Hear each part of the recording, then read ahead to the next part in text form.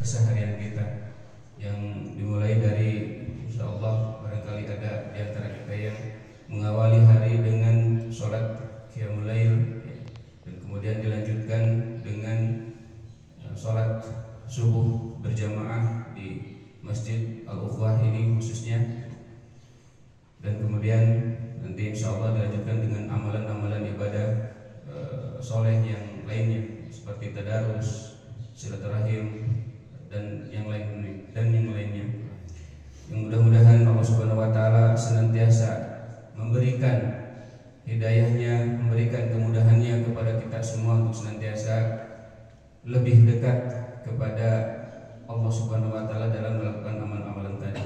Amin ya rabbal alamin. Salawat serta salam senantiasa tercurah limpah selalu kepada qudwah hasanah kita, contoh yang terbaik bagi kehidupan kita, yakni Nabiullah Muhammad sallallahu alaihi wasallam, kepada keluarganya, sahabatnya, tabi'in dan hingga umatnya sampai akhir zaman, masyaallah. Hadirin yang dirahmati Allah Subhanahu wa taala, marilah kita sejenak membacakan Al-Fatihah, surat Al-Fatihah secara bersama-sama, secara berjamaah. Yang pertama untuk kita semua, untuk saudara-saudara kita, untuk tetangga-tetangga kita yang terkena ujian ataupun cobaan berupa sakit dari Allah Subhanahu wa taala. Mudah-mudahan Allah Subhanahu wa taala senantiasa memberikan kesembuhan kepada saudara-saudara kita yang sakit.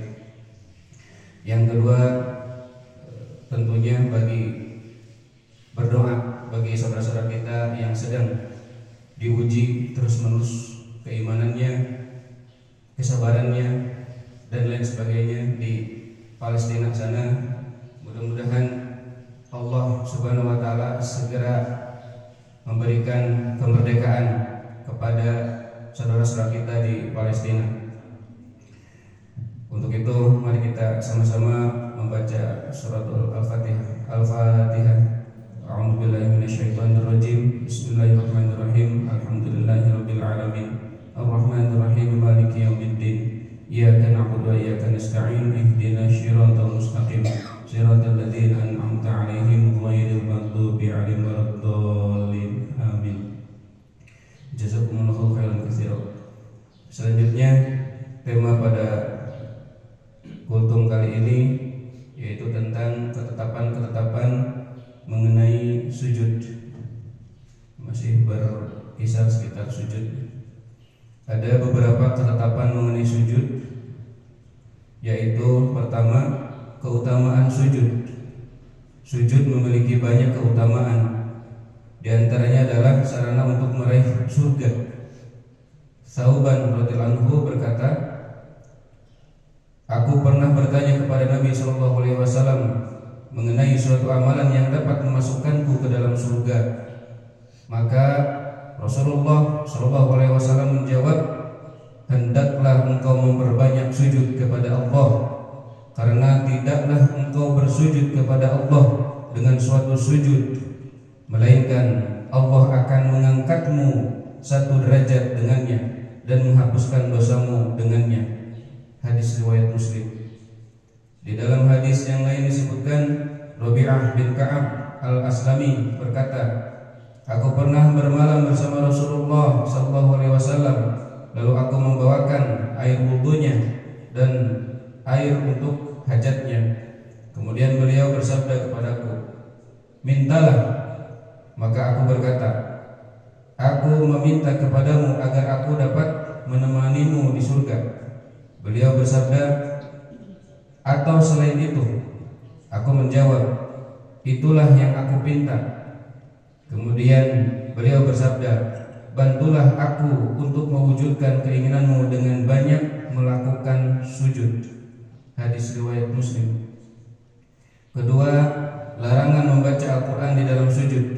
Ibnu Abbas radhiyallahu anhu meriwayatkan Rasulullah SAW bersabda, ketahuilah, aku dilarang untuk membaca Al-Quran di dalam ruku atau sujud. Adapun ruku, maka agungkanlah Rabb Azza wa Jalla, sedangkan sujud maka berusahalah bersungguh-sungguh dalam doa. layak dikabulkan untukmu. Hadis riwayat Muslim. Di dalam hadis yang lain disebutkan Ali radhiyallahu anhu berkata, nahani Rasulullah sallallahu alaihi wasallam an aqra'a raki'an aw sajidan. Rasulullah sallallahu alaihi wasallam melarangku membaca Al-Qur'an di dalam ruku ataupun sujud. Hadis riwayat Muslim. Ketiga, larangan bangkit dari sujud mendahului imam. Abu Hurairah radhiyallahu anhu meriwayatkan Rasulullah SAW bersabda, "Ama yakhsha ahadukum idza rafa'a ra'uhu qabla al-imam ay yaj'alallahu ra'sahu ra'sa himarin aw yaj'alallahu suraha himarin."